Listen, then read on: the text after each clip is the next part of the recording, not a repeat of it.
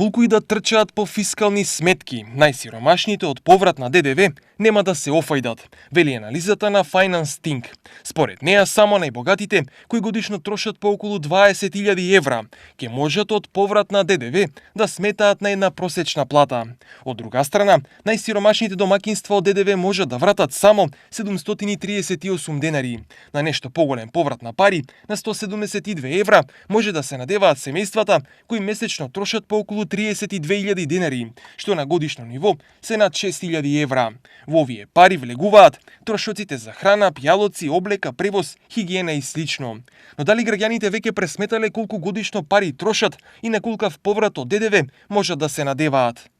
Од ДДВ-то немам поема, али колку трошам, не сум рачунал, така да не знам. А тоа колку ќе ни врнат, не знам. Не знам, не сум запознат. Не знам тоа.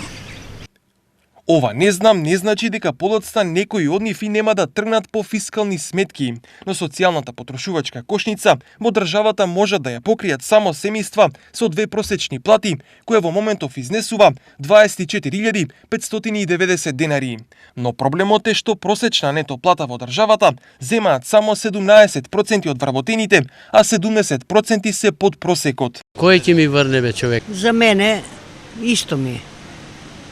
Дали ќе имат, дали ќе немат, ја неам.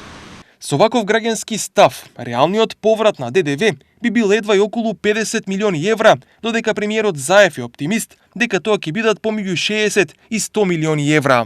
Колку точно ќе биде повратот, пресек ќе има веднаш по нова година, но уште од сега е јасно дека најголем добитник во целата оваа работа е државата. За малку пари, таа од секој граѓанин очекува да биде нејзин контролор на фискалната дисциплина.